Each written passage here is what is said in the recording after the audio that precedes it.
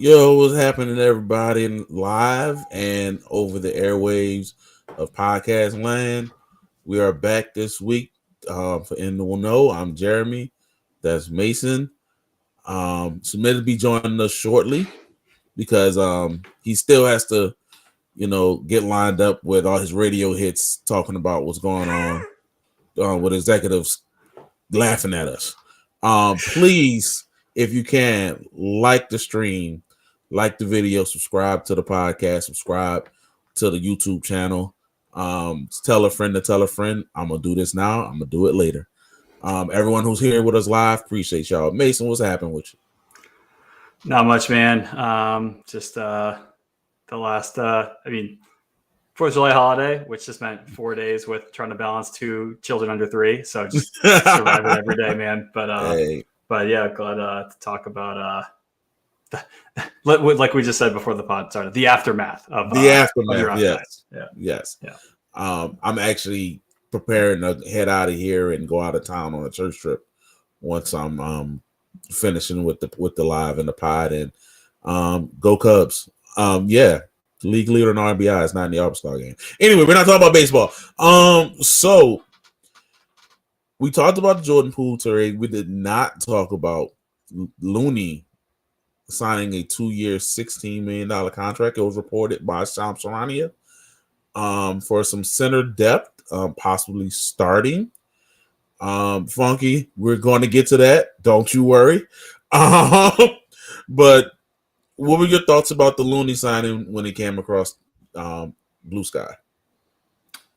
Yeah, I mean, look, I like a lot of beyond the draft night, beyond the trade itself, the big trade. I feel like every one of the moves the Pelicans have made in a vacuum with no other context, you'd be like, okay, like I can get behind it, which is kind of how I feel with the Looney trade. I feel like it was. I feel like the value of the contract, the player they got, I'm okay with it. The problem is I don't see him as a starting caliber center in the NBA. That I think he's like kind of 3 years past that point in his career, and like maybe he bounces back, but I don't know, for a team that has playoff aspirations, a team that really trade their pick next year because they think they're a playoff team. 48 minutes of Looney and Messi, just it ain't doing it for me, And so I think that's the challenge. Like 2 years, $16 million is fine for him. I don't know. It doesn't feel like enough to me. That's all. Optimistic view.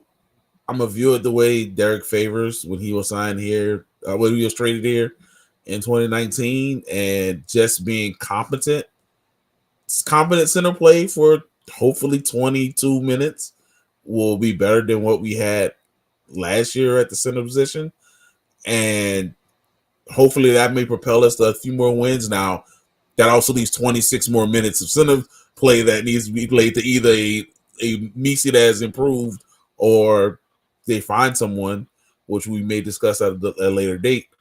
But as you say, in a vacuum, I like the signing. We talked about it earlier. I'm more in favor of the Jordan Poole trade than Mason was. I don't know if his views might have changed. Maybe you watched some tape since the last time we spoke. Did you, or I wasn't. I never hated the Jordan Poole trade.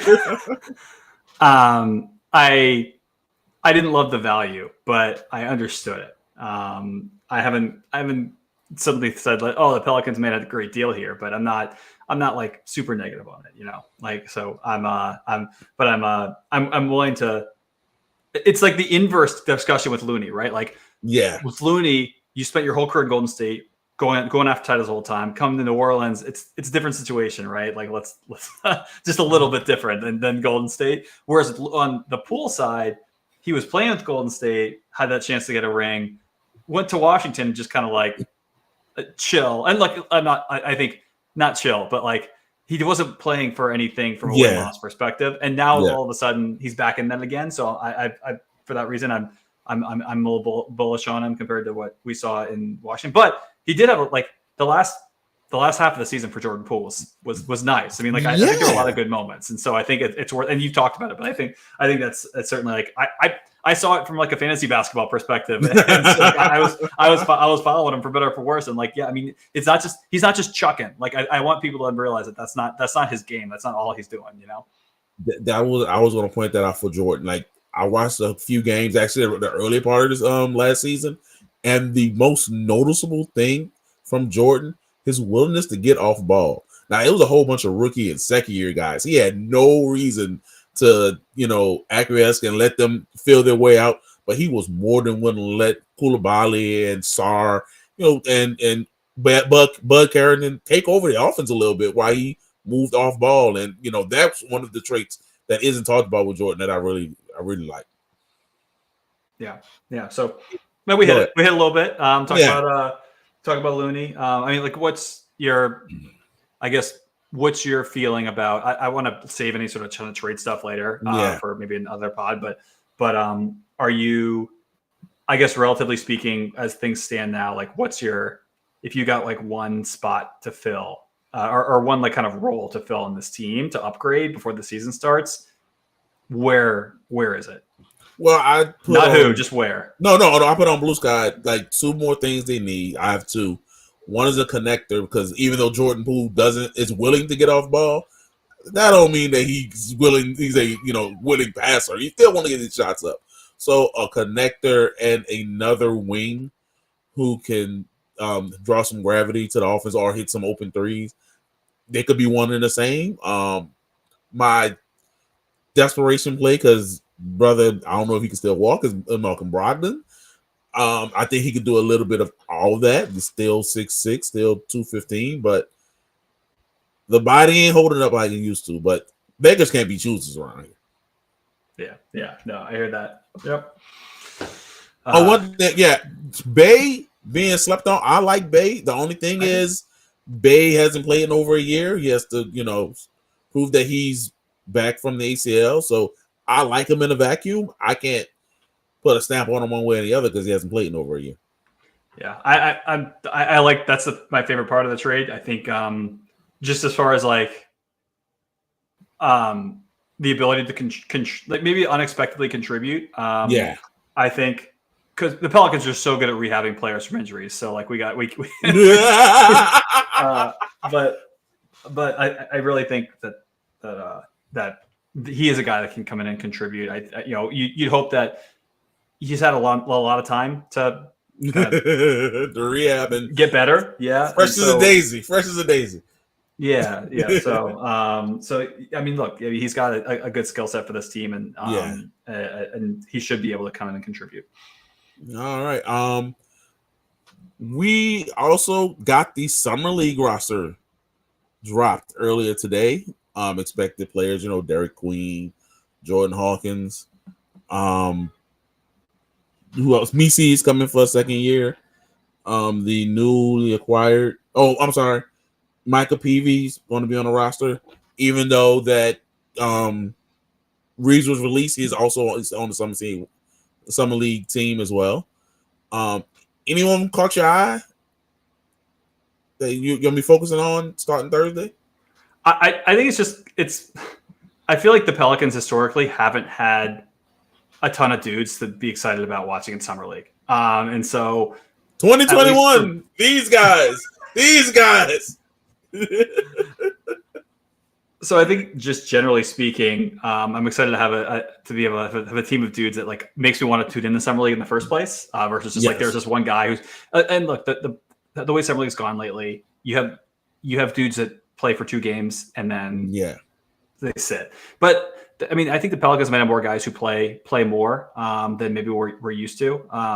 Like, it's not like they've got a Zion who's going to play a couple games in this first year and then sits and just chill. Like, I think that these are the types of players the Pelicans drafted are players that need the reps of like kind of NBA experience. They're young players, and so I'm excited to see this team and try to start to come together, because some of these dudes are gonna hopefully get some NBA minutes soon. And so I think, just generally speaking, you could theoretically have a 5-man lineup of players who you think all could potentially be real Pelicans, right? Yes. Like if you just look at the players from the draft. I mean, they just signed Trey Alexander that third the two-way, Hunter Dickinson too.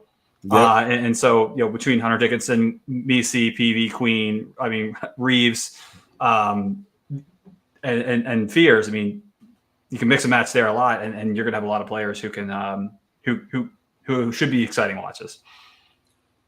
The good news, we have a lot of players in here that could be given rotation minutes, so we need we could get a first look at them. The bad news, there are a lot of guys on here that maybe getting rotation minutes. So, and rookies are normally negative impact players. Yeah. I have a rule for Summer League. Rookies, just show that you belong in the NBA.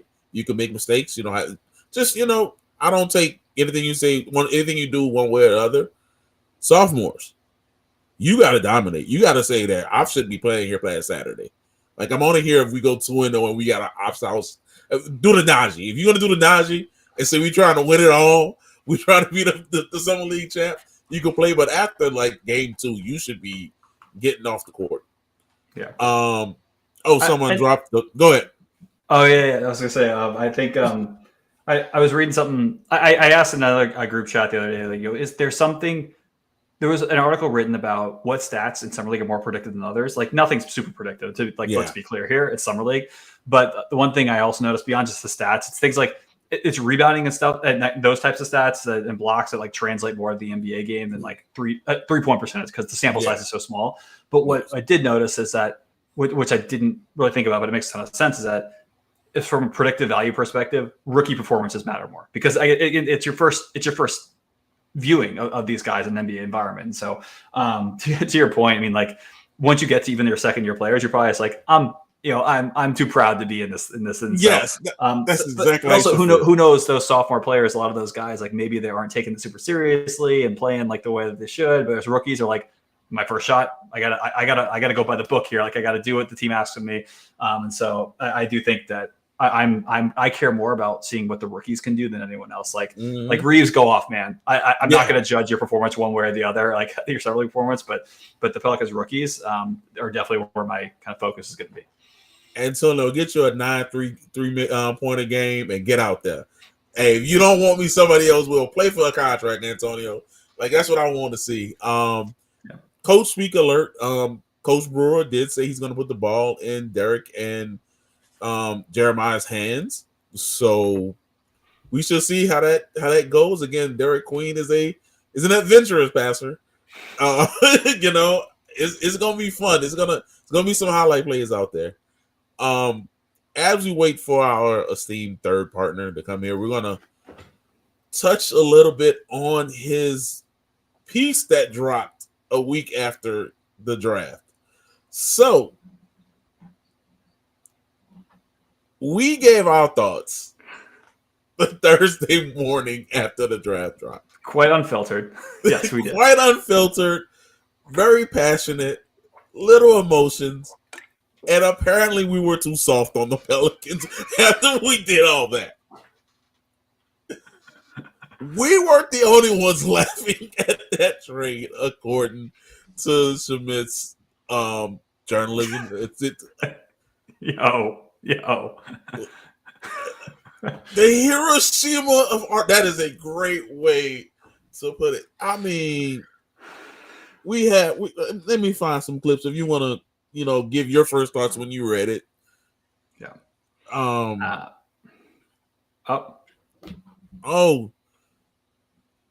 He will be here shortly. He has to change his name because his name is my name. Yes, Shamit's name is everywhere. That's why he's 15 minutes late. That's a star treatment that can get you. But no, people calling him. Apparently, Bryson didn't. There he is. Oh, no. Hold on. Oh no, mute yourself. You don't want to be me. There he is. He's working on audio right now. He's working on audio and visuals. For everyone who isn't live, but apparently Atlanta didn't realize that this was going to be a thing, and they had this. It's like the prank call thing. Are you sure that you get your boss on the phone? That's no way. I texted Shamit and Jeremy the other day and said, the morning of that article dropped, it's like, I got my coworker texting me who like, I don't like, how would he see the Substack article this, not to see, but see it this fast? He's a Bulls fan, and he was talking, and we were laughing about how like the Bulls, conceivably the pick before, they're like, nah, we're good on this trade. And Atlanta's like, what? So many Bulls fans are like, hey, yeah, great. We're not the worst organization anymore. And then it's like, hey, they called a whole bunch of teams before they got to Atlanta. Figure that out. All right, J-Dub number 2 is here. I can't hear you yet. You can't hear you. You're not. Nope.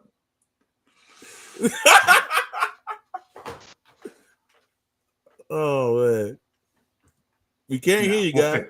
We'll figure it out. We'll figure this out. But yeah, let me pull up the article again. We can we're a highly trained and rated podcast.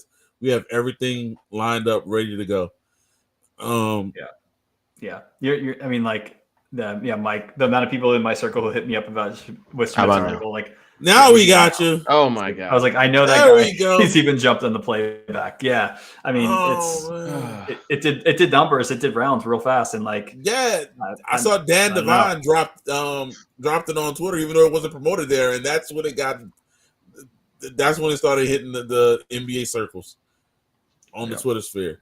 What's up, Shamit? How you doing? Hey, what's up, fellas? Sorry for running late. It's been a pretty crazy travel situation for me, but I'm here. Glad you guys were holding down the fort. Sounds like we were talking about the article.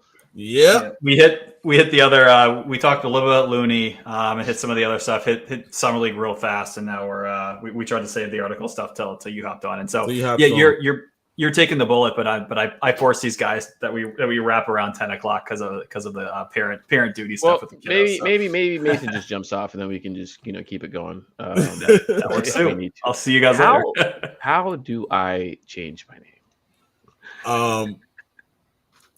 I don't know. They know who you are. You're a superstar. Yeah, that's fine. You're the guy. Without you, there we go. This. That J is no. I want to see my name. There we go. No, the worst draft trade I have seen in over a decade.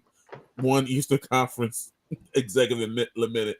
Now I would say Luka was traded this decade. So draft time. Yeah. I mean, let's start from the top on that. I don't know what you guys covered, so let's. We did just start. We literally just started.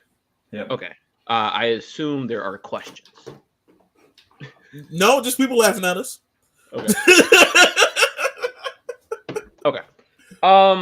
Yeah. So I guess I don't know how to approach this because it's I don't know what you guys covered, but I will just jump in and kind of give you guys my perspective on how this went down. So I was at the draft, and it's pretty cool to get to cover the NBA draft. Shout out to the league for allowing that to happen.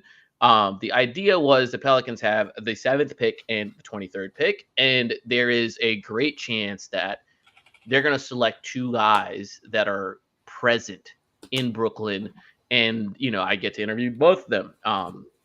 That is indeed what ended up happening. They selected 2 guys that were there. Now, the method of how they selected those guys is, what all the hullabaloo is about. So I know you guys have probably already talked about like what they actually gave up. I just want to reinforce that they gave up the better of the Pelicans pick and the Milwaukee pick. And in essence, they also traded away the Pacers' future.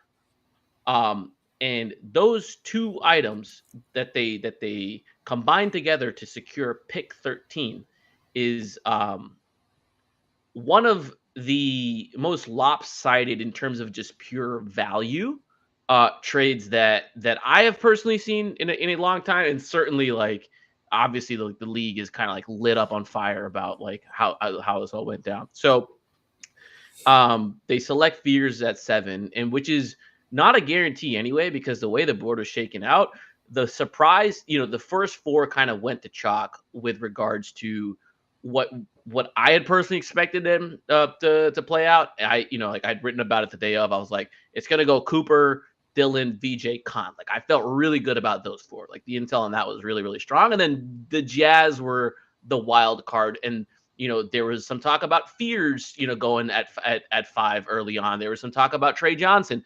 And obviously they went with Ace Bailey. They were like, you know what? We don't care about any of this pre-workout stuff, whatever. We're taking Ace. He's our guy. Danny Ainge and the Ainges have been known to not care about that stuff. They also took a similar swing. I mean, it's a little bit different, but a similar swing on Jaylen Brown, who had a lot of questions coming out the draft in the same way that Ace did. Does he create advantages? Does he dribble? Blah, blah, blah, blah, blah. The Jaylen Brown pick was incredible for them, right? And so they took Ace. And at that point, it was apparent that at 7, one of Fears or Maluak are going to be there. And I had written in the article, look, if there is a perimeter player that falls from that top 6, that's projected to go top 6, the Pelicans are going to take that perimeter player. And that's what they did. Fears, I think we had talked about it on a few pods prior, between like what direction that they can go in 7, the big and small pod. They decided to go with Fears. That's someone that they had a really high valuation on. And look, like Fears, he's not a perfect prospect. He is, but he is someone I think who is undoubtedly like a top 3 advantage creator in this class, right? Depending on how you feel about Cooper and Dylan, I think he's there. And what he was able to do in a very, very tough SEC as a guy who should have been an effective high schooler, like is truly impressive. And the bet is, okay, the efficiency is going to come. The shot's going to come. He's a good free throw shooter. He's a great mid-range shooter. It'll all round out. So they took Fears. I was like, okay, cool. They took Fears.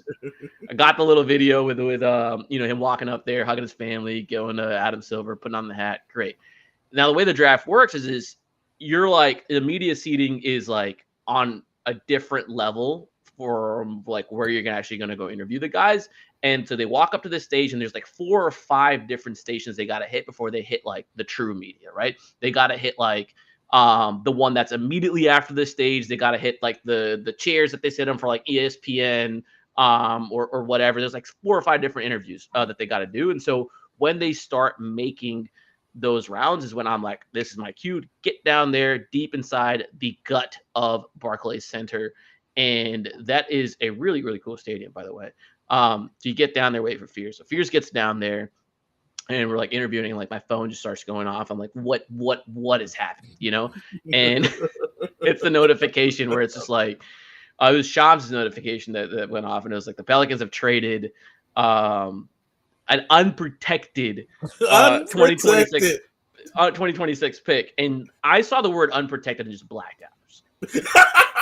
I don't know what's going on. I just could not focus on anything else. Unprotected is what I saw. I'm like, this is a mistake. Like Shams just fat fingered this for sure. Like there's no way.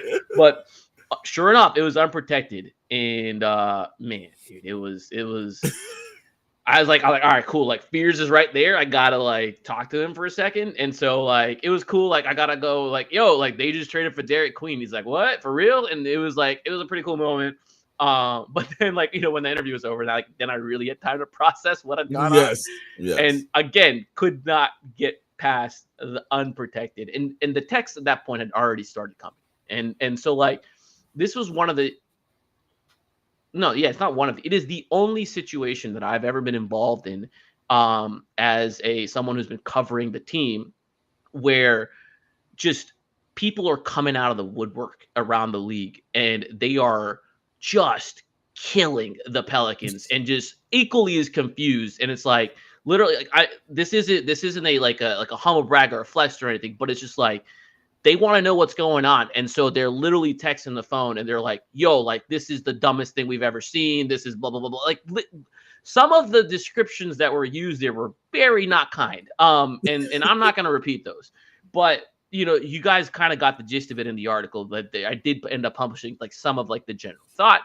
And obviously like the same kind of chatter had made it to like pretty much every, like, not just like a Pelicans like reporters, right? It had made it to like Zach Lowe. It had made it to like Bobby Marks. It had, like Bobby Marks was on a podcast this morning, the Ryan Russillo podcast, Yes, and he was saying the same stuff. He's like, the league was just like, what is going on? Like, they think these guys are just not smart. And so can I interrupt you 1 second? Yeah, of course. People who don't believe Shamit, is Bobby Marks good enough? Having said that people are laughing at us to be sufficient? Because this Shamit is wrong all the time, which he hasn't been wrong yet this spring. But is ESPN good enough for to laugh at us now? Now we can laugh together. That's all I want to ask. You can continue. Appreciate that. Yeah, no, look, it's one of those things where it's like, I didn't ask for these opinions. Everything I learned that night was against my will, Yeah, like this was not what I had intended to. This was not what I intended that night to turn out to be, but that's the direction it went, and I was like, all right, well, first of all, like, if this is how the league feels, like, it needs to be talked about, and I'm sure other people are going to talk about it. They did, but like, it needs to be talked about. But what's important is that, like, the first reaction, like, being first on this is not what's important. Like, being correct on this and piecing together the story of like what went down, like, that's far more valuable than just like, there was a lot of people that's tweeted out like very similar like sentiments, like, oh, like they just traded away like AJ Dimensa, like, like they traded away top 5 pick. This is the worst trade since Luka, et cetera, et cetera. Like, those are very similar sentiments that like everyone had already like talked about. And it's like, cool. Like, yeah, I get it. Everyone kind of understands that this is an insane trade, but like, how does something like this happen? And how it happened was tough. So now look, the Pelicans, Joe Dumars went out there and he said that they offered a similar trade, or if not the same trade, to like, I forget which is the exact like place in the draft that he used. I think it was like 7 or 8, and then he's like, they offered it all the way up to 13, right? His quote at the press conference was, once we drafted Fears, we got on the phone and tried to trade with everyone until we agreed with Atlanta. Yeah. I don't think, like, I think Joe is telling the truth there. Yes. Like, I'll say this, I know Joe is telling the truth there. Like he's not lying about that, right? And so I think there is a side conversation that like people really haven't had yet, and like they haven't had a time to process this because they've been killing the Pelicans. It's like there's probably like 4 or 5 front offices in that span that probably need to be crucified in a very, very similar way because they turned down what was a pretty lopsided deal, just in terms of pure value. And so, like, I guess, like, for you guys, before we, like, move on further, like, let's say you are, I don't know, what was the team? 12 was Chicago, right? Let's say you're Chicago. That's the one right before the Pelicans, right? Let's say you're Chicago and like you get this phone call. Like, what goes into your mind to reject a deal like this? I would say to give those guys the benefit of the doubt. If we're so locked in and we've convinced ourselves that this is the guy, I can understand not believing that guy would be available at 23. Okay? That's the benefit of the doubt. They're all fools. They're all fools. What do you mean? What do you mean you pass up this offer? No offense, for Noah Singlet? I similar sentiment, but I feel like the only way. So like we talked about this when you were at the draft, but like this shit happens fast. The draft happens fast. You have minutes to make decisions. And so the gravity of those decisions can be transformative, as the Pelicans have so wonderfully shown us. And look, every team, if they feel like they had a guy on their board who they had a top 5 grade on that fell, they can talk themselves into just taking the pick. And like look at the Chicago Bulls they care about being mid and being in the fight for the playoffs. And so if they think they took a dude who they can help them there versus not taking a player there and having a pick next year, and that's specifically to the Bulls, that's all I got. Because as we've seen, this trade's been universally just disparaged. And so it doesn't make logical sense, but in the moment, that's why you pay executives to make those hard decisions, right? And so that's the that's the fault there is being a leader, being someone in charge. You've got to make that decision quick. You got to make smart calls, and a few Pobos or GMs didn't. Yeah, All I right, think. go ahead, because I No. want to address what I just put in the chat. Oh yeah, no. Let's get to the chat later. Sorry. Okay. Go ahead. No, like I think with look, one thing I'll say is, and I'm not gonna name any teams here.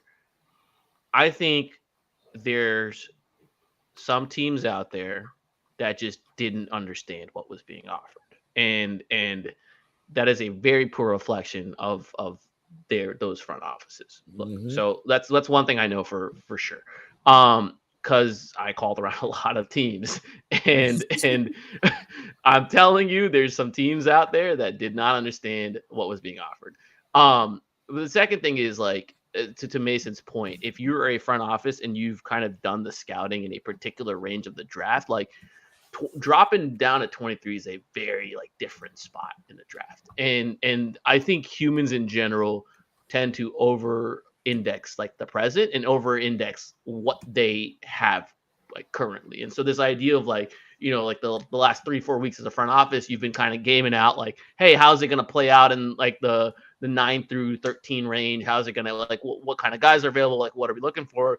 And then over the time, you kind of like build these internal biases where you've kind of like fixated on like a few guys, and then now like you just haven't even been considering like what's going to be available at 23. And so to like make that decision with like 4 minutes on the clock, like that's also tough. Like, like for example, like, I think Portland, they did a trade with Memphis to move back a few slots. The amount that they dropped is not as significant as like moving down to 23, right? And that like the kind of players that are available just are very different. So I think it's tough to make those decisions in the moment, but they got to the Hawks, and look, I think one thing is important. After I published the article, I did get a few phone calls from around the league, and there was some additional information that was provided that I think I ended up editing the article a little bit. I took Troy Weaver's name out. This is just like full transparency, right? Because like I think I said, it's better to be accurate than not. And so like there is some conflicting information that I received like about like who was actually like on the call with regards to like how that went down. But the overall spirit of it, of Atlanta just being absolutely stunned what was going on. That's a tough look. That's pretty tough. So when Bryson knew very clearly what the Pelicans had to offer, so he had a leg up there. Tough, very tough. Very, very tough. And so look, and one thing I'll say is like sometimes like in like when these things are happening, like you do need to ask for clarification as like a front office, right? Like I think there's like it's easy to be like Atlanta had to be like, oh, like, are you sure? Like you're asking like, like, is this what it is? But like, you do have to do that. You do have to get it approved by Joe Dumars, like the top guy. You do have to like make sure like what conditions are being, like placed upon this and whatnot. And so like there is a level of like dialogue that occurs that's pretty natural amongst teams where it's like, hey, like, like, what do you mean here? Like, if like, what is the, like, are there any protection? Blah, blah, blah, blah. You know what I mean? Like, it's just like, if you were trading a pick, like, you want to make sure you have all the details before you put it and send it towards the league. And because, otherwise you get the Marshawn Brooks and the Dylan Brooks or whatever the thing that happened. I was going to bring that up. That's exactly what I was going to bring up. And so like, clarification is super important. But I think, the reaction to this has been self-evident. Everyone that's I consider like fairly intelligent has crucified this. And I think I see a lot of sentiment around like, well, like, look, if these guys turn into all-stars, like it's fine. And that's a specific sentiment that I want to push back on. Because at what point, like let's say like Derek Queen that like turns into an all-star, and I think he can. Like I believe in the upside there. But let's say the Pelicans offered 4 unprotected picks for that person, and that guy turned into an MVP level player. You would trade 4 unprotected picks for an MVP level player any given day of the week. You would do that for Jokic right now.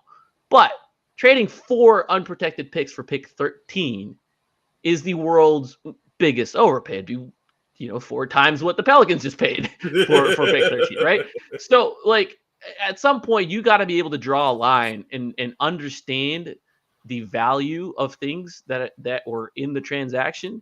And so this idea of like, well, like if these guys end up being good, it justifies the cost. No, it doesn't justify the cost, right?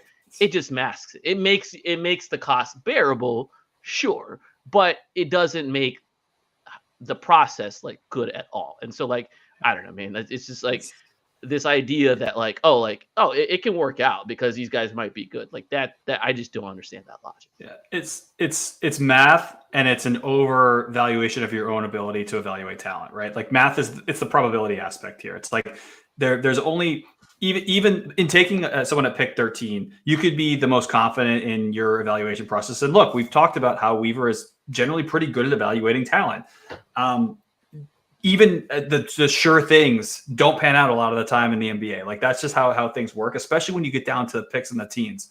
And so to treat this guy as if he's going to be a lock to be a great player, I believe in him. I want him to do well. We took Kyra Lewis with the 13th pick a few years back. I mean, like that's the type of pick we're talking about here. And like you can say that Queen's a better prospect than Kyra. Maybe not. Should probably say very confidently who's a better prospect.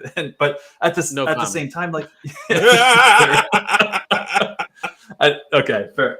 Sorry. Okay, but Kyra is kicking it up with Miami Heat in summer league, and my boy is just not producing. Man, I'm so sorry, Kyra. But so sorry. But yeah, I had such high hopes. That's it. I mean, you've got to understand that even in the best case like scenario, these guys at pick 13 pan out only X% of the time. And even if you want to put like a 20% premium on your evaluation, like saying I'm better at this, it's not a lock. And you can't trade as if it's going to be, and that's the failure in valuation here that I think you're trying to hit on here. Yeah, and I was going to present that argument to the fellas. Like, are we so locked in on the think tank of probably a process pill that we overlook the forest from the trees? And if the guy hits, doesn't matter. Yes, it matters, because I think the three of us would be a lot less upset or bewildered if they would put a top 4, a top 6 protection on this pick. It is a big difference than giving yourself some leeway versus over evaluating your own talent of assessing draft talent as well as the talent on your team, because you can be as optimistic as possible. You're still relying on 3 guys who didn't finish the season and were injured for large portions of the season to be the anchor of this team and lift them up to a position where it makes it worth it, as well as hoping that you're right on the 2 draft picks. So yeah, even if you possibly hit on it, you're still wrong, because your gamble was you can hit on 17 and get a 4, but you shouldn't hit on 17. No one does. Yeah. I think, yeah, I mean, look, it's like paying $2,000 for a scratch off and then winning in that scratch off and be like, yeah, look, I was totally right to pay $2,000 for that specific scratch off. And it's like, all right, well, I think there are a ton of downstream effects of this trade. Right? Hold on, let me drop this in because this is a great comparison from John. All right, so John says, if Queen is an all-star and the pick turns into AJ, I don't know what that means. AJ for 2026. Dibanza. Yeah. JJ. And he's an MVP. You still lost the trade. Yeah. Exactly. Yeah, and so look, I think this trade kind of kicked off a ton of downstream effects for this team. I think the biggest one, the absolute biggest one, is that this is an completely enormous bet on Zion Williamson, because you don't trade your pick unprotected unless you have a semblance of confidence that this team is going to be competitive and this team is going to be good, right? Because look, if the Pelicans give up the 17th pick next year, then you could be like, hey, look, it wasn't even a lottery pick, right? It was the 17th pick that we gave up. We basically moved 23 and 17 to go up, 4 spots. You're like, yeah, I can justify that.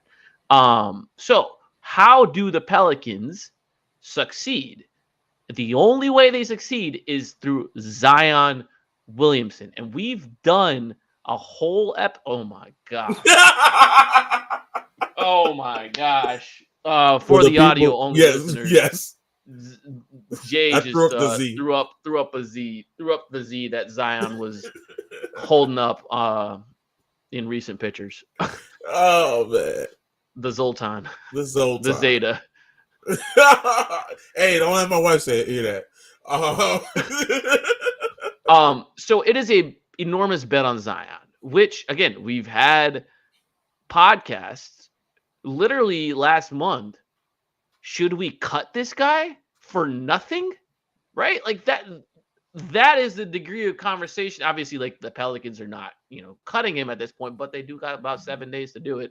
The 15th is the date, right? The 15th is the date. They can do it by then. But obviously, they're not gonna cut this guy. But like that is like you're relying on that, where there was multiple, like I think credible arguments made to cut him and just end the whole thing. And now you can't even do that because there's no safety net to fall back on. And so yeah, thoughts on betting on Zion Williamson in this big of a capacity? They just haven't done that in the last 6 years. They just have not done that.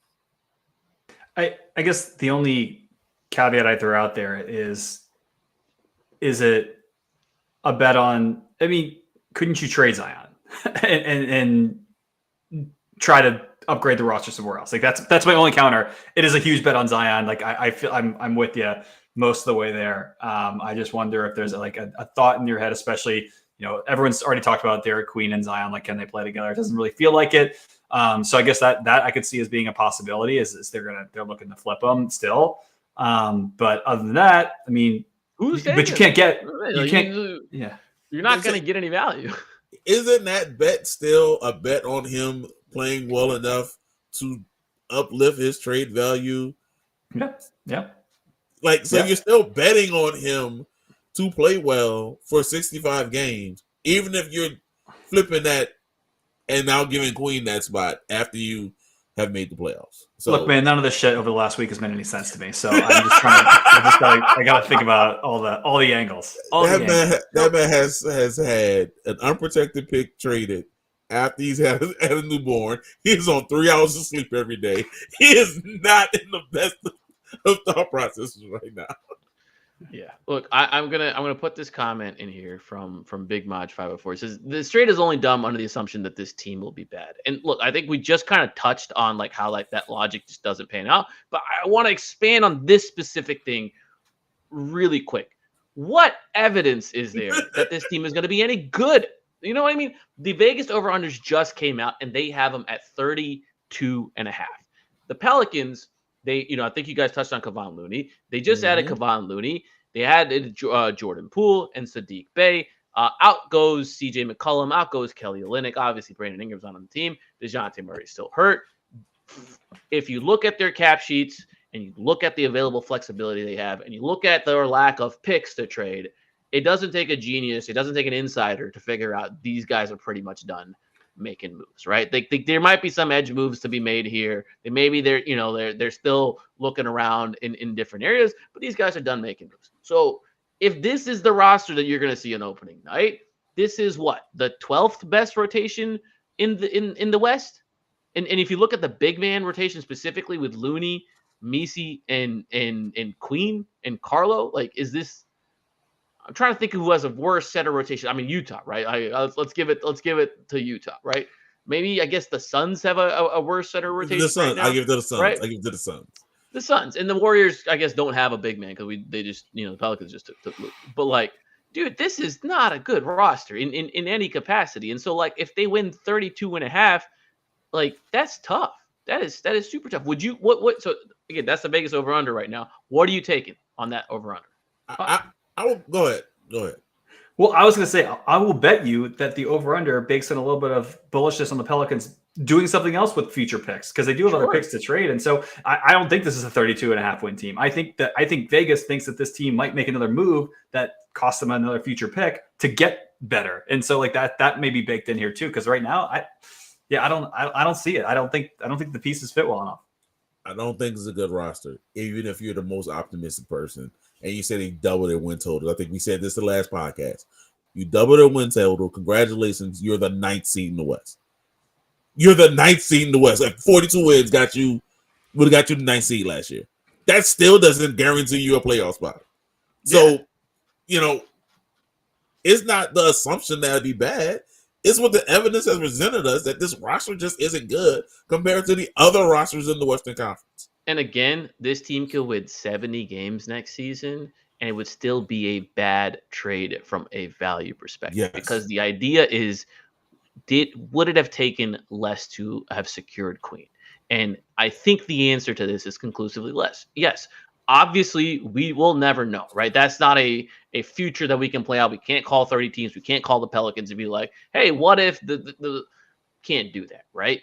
But the idea is league executives valued that pick so highly that they went out of their way to call me and let me know, hey, we modeled that pick. We forecast that pick to have the second best chance of being number 1 overall next year out of any available pick out there. That is an insane thing to say, right? So if that's what like some of these teams are forecasting, obviously like you can't predict the future. That pick might be 30th. The Pelicans might be the best team in the league. But like this is a land of probabilities. And if you look at the probabilities and you understand, hey, this thing has a ton of value, then I want to know if you have $43 million in CJ McCollum and Kelly Olynyk, and you have the Pacers future, and you have your own future, and you have the Bucks future. If you lump all that together and you go big game hunting, what could you have got? Right? Like that's where I'm kind of looking at is like, look, like if you're gonna spend all these things, like you tell me you turn all those things into Jordan Poole, Sadiq Bey, and Derek Queen, hey, maybe it works out, maybe it does, but I'm thinking they could have gotten a whole lot more. I believe in Jordan Poole. Jordan Poole is going to be an all-star. Dude, he's a cat dad, so you know what? Jordan Poole is going to be my favorite player to cover on the team next year. I'll tell you that. I am with you. Stoked. I got to drop, guys, but we'll catch up next week. Yeah. All right, Mason. I will catch you later. Me and Jay will continue on forward. All right. If to Big Maj, if we're wrong, congratulations, we're covering a good team. If they're wrong, as in the front office, oh, buddy. I think he's talking about like the league execs being wrong here. Again, it's not. I think. Look, this seems like be a barrier that we're probably just not going to cross with Big Maj here. But look, if I have $100 and I spend that on something that's worth $5, no matter how good that thing that's worth $5 is, it's still a bad value proposition, right? Because I could have gotten it for $5. So why did I spend the $95 extra? The Pelicans choosing to do this thing, they spent the $95 extra for no reason, right? Derek Queen might be good. They could have had him for cheaper. That's the only way I can explain this. But going back to the idea of like how good this team can be, they just invested a ton of draft capital in 2 players. They're going to want to play those 2 players that they invested a ton of draft capital in. So now you're at odds with how your coach likes to operate. Your coach likes to play vets. He likes to play defensive-minded players. He likes to not play rookies, especially when one rookie is a small guard who is probably going to struggle on defense and probably going to struggle shooting out the gate. We hope he doesn't, but that's generally like the outcome for these players. And the other rookie is a small center who hopefully can, provide some value across the positional spectrum. But like you're banking on Willie playing these guys. That's a conflict in and of itself. And let's say he does. Let's say he gets the top-down directive, like, you got to play these guys. Great. I actually think he should. The pick is gone. It's a sunk cost. What is the best scenario? And I think the best scenario is you develop these kids. Like, that's it. You got to develop them, and you develop them through playing them. But that's going to lose you a lot of games. Look, Wemby was the greatest prospect in a generation. Someone please tell me how many games the Spurs won his first year. All I know is that they won one that Zion didn't play, and that was one of the 33 losses. It was in the 20s. But it was in the 20s. It was in the 20s. So look, it's just extremely rare for rookies to come in and be able to produce winning minutes.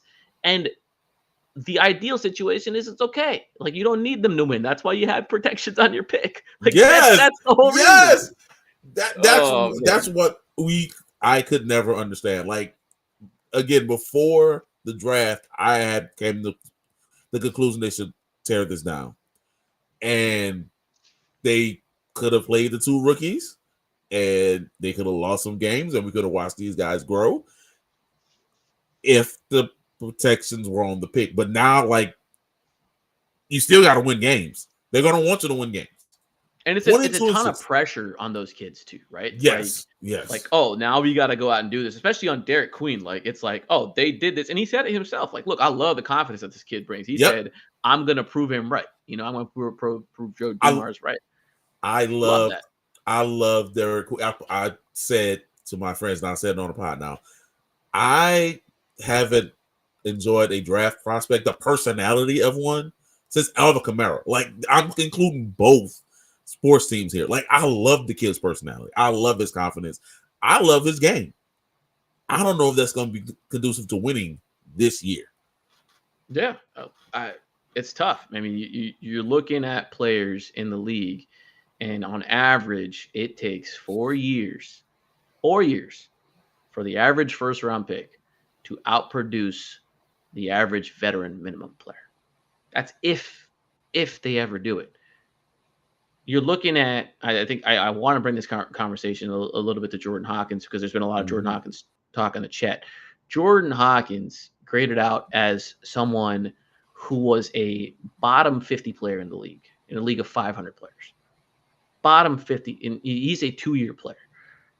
Going on to his 3rd year, I don't know if anyone has any confidence that he's going to make a rapid improvement from bottom 50, right? Let's say he improves 200 spots. You go from 475 to 275. Is that a good player in the league? Probably not, right? And so you look at who is signed this year. Jordan Hawkins has a 4th-year team option for $7 million. You know how many good players were signed for $6 million this summer? Or in that range, $6 to $8 million. D'Lo went for $6 million. Yep. D'Lo went for $6 million. If you believe in Looney, he went for $8 million on the high end.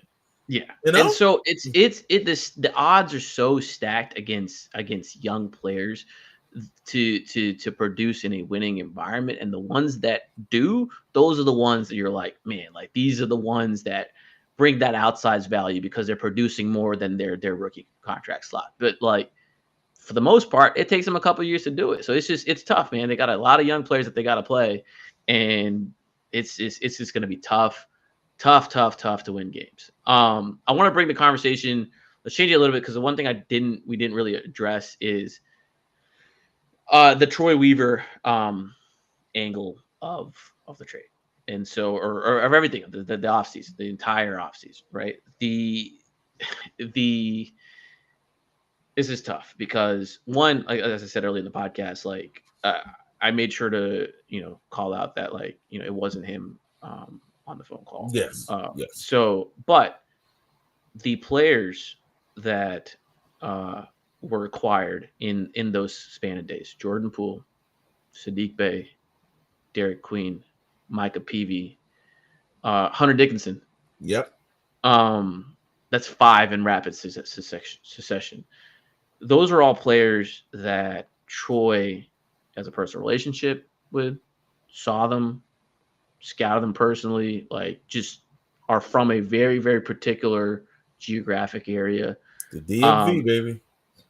Before the draft, there was a lot of outside chatter. Look, one thing I'll say about the Pelicans, huge credit to them. They have been like locked up in terms of leaks. Like there's nothing coming out of the like nobody knew that Poole trade was happening. I didn't see a single reporter talk about it. Nobody knew this draft pick trade was happening. Nobody knew the Kevon Looney stuff was happening. Every single move that they've done, nobody's been able to be like, hey, this is what they're doing. The only two things that I think people drew lines to were Queen and Peavy.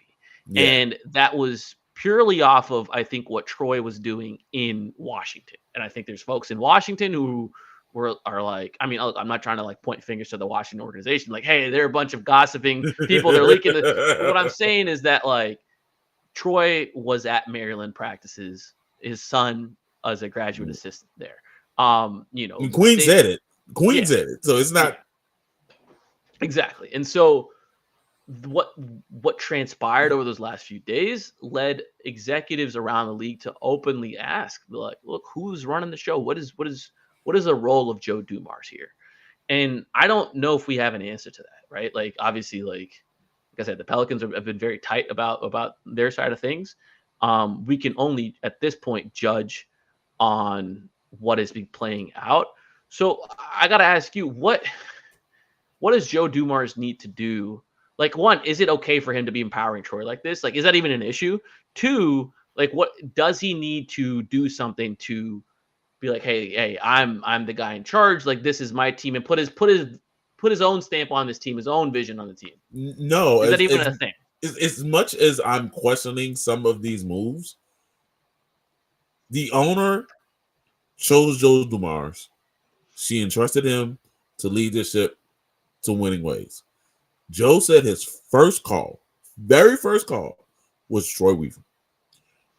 And if it's Troy having his, putting his stamp on these transactions, I may not like him, but it is a chain of command. They are all in sync of what's going on. You, in theory, that's what you want from your organization. Everyone to be in lockstep with what's going on.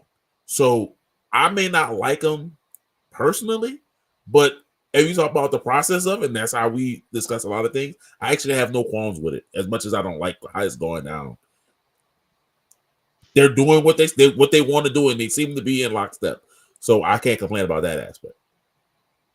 I think it's a fair take. The only pushback I would have is if the lockstep is just Joe implicitly trusting Troy to do whatever, and Troy not being in lockstep with other levels of the organization, right? Because if it's one of those things where it's like, hey, I'm Joe Dumars, I really, really trust this guy, and you should look, anyone you hire, like you obviously trust that guy, and you said it's his first call, then yeah, like it makes sense. You're like, all right, he makes his decisions. But if that's where it stops, then I think everything should have checks and balances, of course. Yeah. So what I'm saying, yeah, because like. I think that's the question that the league is wondering, right? Like, yes, is it just Troy Weaver decides we want this player and everyone else is just there to make it happen? And look, by and large, like that's how a lot of teams work. Like the top guy is the top guy. That's why they get paid the big bucks. And everyone else is there to support the vision of the executive, right? That's how you execute upon it. But I just... Yeah, man, look, I all I can do is relay what the league is wondering. Like, I don't know, but these are real conversations that people are having. They're wondering, like, is Troy Weaver truly in charge? Again, like, everything is being tight-lipped. Like, honestly, this is what I would want, except the results that are being executed are like what's going on. But even if he is the shadow president of basketball operations and Joe is a figurehead. He's the number two. He's the number two. He's the clear number two, right? Swinn's gone. Yes. They haven't hired anyone underneath. There is no number three, right? Like it's Joe, it's Troy, and they haven't made any hirings underneath. As far as I know, there's no like senior vice president, or there's no technical general manager in place. There's no technical assistant general manager in place. So like those are vacant That's it. Yeah. position. They haven't had an assistant general manager since Bryson was named one and Trajan was still around, right? But like Trajan left, Bryson got bumped to the GM spot. But those guys are out. The org structure is executive vice president of basketball operations Joe Dumars, senior vice president of basketball operations Troy Weaver, and scouts. No, I mean it's not scouts, right? Like no. The other guys that were hired, right? Yeah, I'm just talking about like from a decision making standpoint. Scouts don't have like decision making. Yeah, I was just talking about those were the hires that were announced. It wasn't any other executive, any other front office hires were announced since then. So not knowing will always gnaw at me. The results that are bearing fruit so far will definitely gnaw at me. But I do want people in lockstep, so it's in theory, I like it. In practice, not so much. Yeah, look, they got a lot of talented people in that building. They have two very talented people in John Moore and Mark Chazanoff. They're like wizards with the cap, right? But like John Moore was brought in last summer. I'm sorry, John, if I'm mispronouncing your last name. But Mark's been there for a while. They have a good analytics department. Obviously, they like their player development coaches, like Bruce getting a chance to run summer league. There's Griff built out an organization. There's bones of like good stuff, but like again, those are things that I think make the engine run, but they don't make decisions, right? There's no it's if those are all pieces where if Troy goes, hey, I need to figure out how the math works for this trade. I'm not saying he doesn't know the cap. I'm just saying like in theory, Can you help, do this? And the cap guys will do their thing. Hey, can you like run the numbers on this? And the math guys will do, what I mean? Like that kind of stuff. But like, it's Troy and Joe, like running the show. Yeah. We'll see. You can only judge them on the results, right? Yep. That's what it comes down to is you judge them on their results. And I think like, look, driving the conversation back around to like, the like the Pelicans potentially being good and like the Bucks and like whatnot. Like, look, there is a world like I think the Pelicans probably made an accurate assessment on the Bucks that I think all the available intel said that Giannis wasn't leaving, and if he's not leaving, they're probably going to do something crazy to be like decent. I think the Bucks are a playoff team in the East next year. Yes, regardless of the craziness of what they've done, is like they're a playoff team next year. I couldn't believe that people were so upset that they went that route. It's like it's the East. Like if Giannis wants to stay there, you're supposed to do this to do whatever possible for the best player in that conference to have a viable playoff team. Yeah. And so look, the Bucks are probably going to be good. The Pelicans have painted themselves in a corner where they got to be good, right? Like they got to be. Will they be? Unlikely. That's my opinion right now. They're still, I don't know how many months do we have till October 25th when tips off, whenever. 3.5, man. 3.5 months, right? It's 3.5 months. 3.5 months before the first opening tip happens, right? So they can still improve. And I wrote an article on hey, they should go get Walker Kessler, we're going to discuss that at a later date. 3.5 months. They should go get Walker Kessler. They should get off of DeJounte's money, get that expiring. And John Collins, obviously he can play. He plays good, but like I wouldn't consider him a long-term piece. I would consider him as he gets the money off your roster. Kessler's a piece. I value Kessler as someone that is an all defensive level player, and that's why I support being aggressive for him. But I can understand if someone doesn't value him as an all defensive level player, then you don't be so aggressive for it. But the general idea is like, look, you've already traded the pick. Go trade your other picks and just be good next year. Like, give them some hope, man. Like, give the picks or whatever. Like, if you secure a playoff game, a playoff game this year, and I'm not talking about playing a playoff game. Yeah, absolutely. Like the city's gonna love you. Like they're just gonna be like, oh, they counted us out. They called us the dumbest team. They called us the blah blah blah. Like that's so much like all the naysayers. New Orleans against the world. That's right. There we go. Yeah, it's and Joe and like the ownership's gonna be happy about it. Everyone's gonna be happy about it. So just go for it. Just there's no reason to tiptoe around. Like that's just like my opinion of it. The there's a lot of questions in the chat going on. I promise we'll try and get to them, but there's like a couple of things that I still want to like touch on. One thing I want to ask you is if they had a top 5 valuation on Derek Queen internally, right? If they said this guy is one of the 5 best players in this draft, and then they'd made this trade and they had jumped up to pick 5, right? Like we had heard for the last 4 weeks, Pelicans are aggressive about trying to trade up, or aggressive about trying to do this, and everyone's like, "Oh, it's Ace Bailey." Blah, blah, blah, blah. Look, we talked about it. I don't think any of those reports were true. But let's say like they had done that and they had jumped up to pick 5, and they selected Derek Queen at 5, right? Does that change your valuation of like of anything? No, Really? no, not at all. It actually just put even more pressure on the kid. At least the kid can say, I'm a quote unquote lottery pick, but you have the values. Yeah, he's still a lottery pick. Like I say, you still could say that, but there's still different pressure from the outside of being 5th overall. I would not want the added pressure on the kid. So no, I said do not trade up in this draft. I always thought that from 3 to 8, it was all the same level of player. So I wouldn't use draft assets unprotected to move into 13. So no, I wouldn't have done it to do it. Forget the pressure. That's not the question. The question is they traded 23 and that pick for number 5 overall. Is that a better trade? No. No, I don't think it's a better trade. No. I wouldn't trade it. I wouldn't have traded up. No.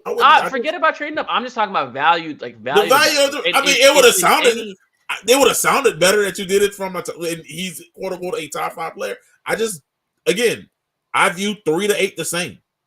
So you already had if you thought that way, I would have you could have picked him at 7 as well. So I think this is where I'm not a draft guy. It's not about for me. It's not about the players, right? It's just again, like it's the same thing with like at 13. It's not about Derek Queen. It's about what they gave up, right? To me, in any given draft, if you can trade 23 and an unprotected future first to jump into the top 5 in any draft, I think that's a home run trade. I think it is so difficult to trade into the top 5. Teams very rarely do it. Like the historical precedent of trading into the top 5, especially from a position like 23, is just non-existent. It just doesn't happen, right? I know for a fact, like David Griffin tried to jump into the top 5 with offers of 3 to 4 picks, like in multiple drafts. He tried to do it. That's how difficult it is to jump in the top 5. So my position is if that is what they did, I think it would have been a trade that was perfectly fine in terms of value. At that point, you can then crucify their process of, oh, Derek Queen's not a top 5 pick. That's all subjective. I don't even care about that, right? Like that's not important for me. It's just strictly value to value. Like if I traded $100 for $100, that's value for value, right? Instead of what we talked about earlier. I'm going to disagree on him because I wouldn't have did it in general. I'm not saying that you're wrong. I just wouldn't have done it. I don't see I personally don't see the value in it at all.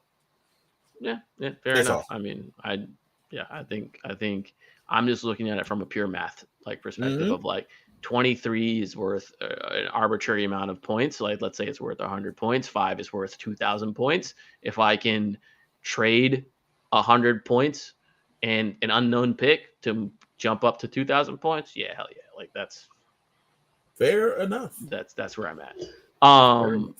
Yeah, okay. The last couple of things that we got to touch on. You guys already talked about Summer League? Yeah, we touched that in the very beginning, but we please give your thoughts on it. We merely just said we were looking. My thing about it, I'll repeat it. Rookie guys, just show that you belong. Second year guys, you need to dominate, or I'm really going to start having some concerns.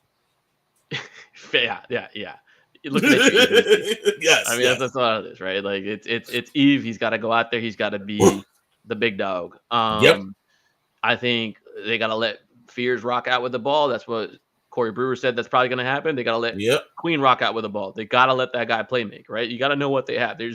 I think if you want to get the most out of Queen, you got to see can this guy be some funky version of Paolo and Giannis in terms of he plays the non-center position. He's not going to be the world's best outside shooter, but he can handle the ball. He can run pick and roll. He can pass. He can play make. He can grab a lot of rebounds. He can finish at the rim.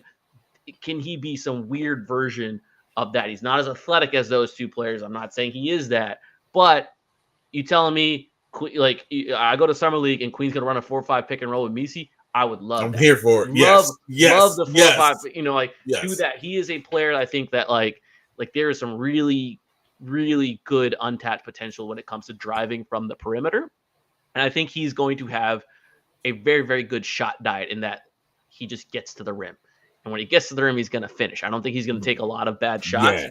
And so that's what I'm looking for Green. Like, dude, do an inverted pick and roll. Like have Fears set the screen. Yes! Yeah. Like, do some weird stuff with it. Get funky with it. I want to see this guy grab and go. If he gets a rebound, give him the license to just to do it, right? So yeah, that's where I'm at with Queen. Loon Dog Millionaire. I thought my initial reaction when I saw that signing, I was just kind of down in the dumps with the season, like the off season. Yeah. And I was like, God, like this is just gonna be somewhere. Like my initial thought process was when you sign vets from championship level squads, you have to overpay to do so, and they almost always fall off a cliff when they leave that championship or bust environment, especially if they come to an environment where it's like that's just not a good team. That's how James Posey. Exactly. That's how James Posey. KCP, happened to Bruce Brown. All these dudes, they leave the orbit of this massive, massive superstars, all NBA level, MVP level guys, and they're just not the same dude. And I was like, oh no, like, are they about to, bring in a guy that's going to leave the orbit of Steph Curry and Draymond, and he's just going to look a lot worse? And then is Willie going to play him 300 minutes a game? Because that's my worry. He's a Willie kind of guy, and Queen and Misi are not Willie kind of guys. And so that was my initial concern. But the more I kind of looked into it, I am okay with this. And I think it has the potential to be even good if managed correctly. And the reasons are, one, he is a way more impactful player towards winning than Yves Misi, and will likely be than Derek Queen this season, right? Yep. Future notwithstanding. He, if you look at multi-year adjusted plus minus models, he was a very positive player. I mean, not very. He was a positive player. He was about plus 1.5, which is a very good player. Replacement level players are generally about -2. That's like your average, like vet min or so. Neutral guys are neutral. Your superstars are like plus 5, 6, 7, 7, whatnot, 8, right? Plus 1.5. If you have a team full of +1 guys, that's going to win a lot of games. Like that's very, very doable. And so he was like plus 1.5, 1.6 solid. He is one of the best rebounding forces in the league somehow. I was surprised to kind of dig into that and be like, oh, but both offensive and defensive, this guy can rebound the shit out of the ball. And obviously he's a very smart player to be able to play in the Steve Kerr system. And so I'm optimistic if they don't ride the wheels off of him that he can be a very, very good addition to this team. Yeah, the comparisons I gave earlier was Derek Favors. Just being confident, being a professional, being a vet, knowing what they're supposed to do, and just that. You put it on. I think you might have put it in Discord, but like if you jump from -4 to +1, that's a +5. +5 is superstar. That's a superstar boost. So just being confident would elevate this team possibly to 32 wins instead of 21. And for anybody that's like following along and that's kind of confused, I just want to break it down in the simplest terms possible. The name of the game is winning your minutes. And actually, it's even more basic than that. The name of the game is outscoring the other team, right? How it happens, it doesn't matter. All you have to do is have more points on the board when that buzzer sounds than the other team. What a lot of the more advanced stats try to do is they try to measure a player's impact on that plus minus, right? So you can look at it from a very, very basic standpoint. You can look at okay, when this player was on, the Warriors were plus whatever, and when they were off, they were minus whatever. That's very basic. Mm-hmm. That's over large enough samples. It can be useful, but so much of that is dependent on the quality of your teammates and the quality of your opponents, right? So it's not always the most useful data. It can be noisy. It can be noisy because every time you got on the court, the other team just happened to make a lot of threes, but you just never were guarding a guy that shot threes. So maybe it's just not your fault, So it's very noisy. So what these stats try to do is they try to capture the player's impact on the plus minus, and they do it on a per 100 possession basis because you want to normalize it towards every team. Every team plays at a different pace. So just like, all right, the standard is 100 possessions. We're going to normalize it towards that. And so when we say +1 or +5, it is talking about a player's impact to that plus minus on a per 100 possession level. And so last year, the Pelicans had a ton of players who were minuses. Means when they were on the court, the Pelicans got outscored by a lot. And they were prominently featured in the rotation because of all the injuries the Pelicans had. All their guys that are typically pluses, the Herb Joneses of the world, the even the Zions and whatnot, they just didn't play that much, right? So they had to play a lot of bad players. JRE was, when we talk about bottom 450 players or bottom, he was in that list. Regrettably, Yves Missi was in that list.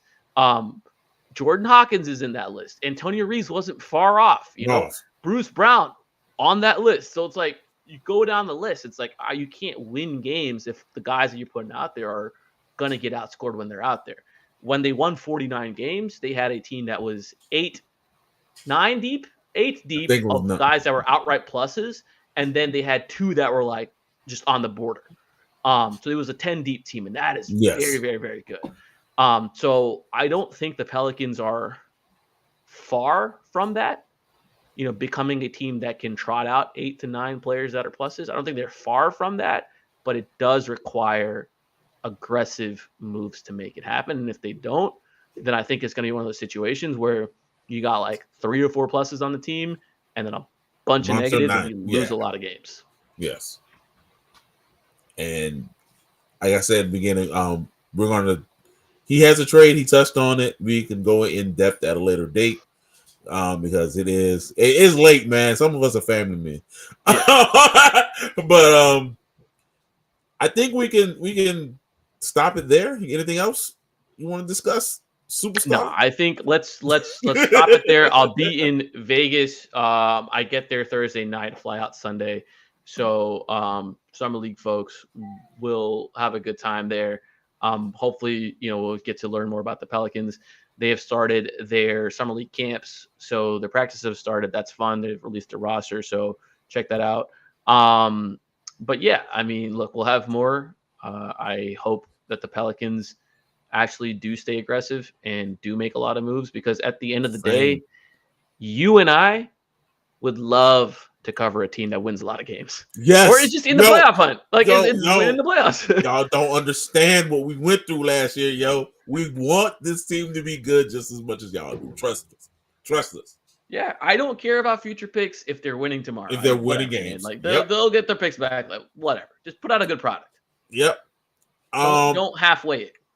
As I said at the beginning, like, subscribe, hit the bell, tell a friend to tell a friend. Appreciate y'all staying up with us. I know at some places like 10:30. And we'll see y'all next week. We'll have some summer league to talk about. Be easy.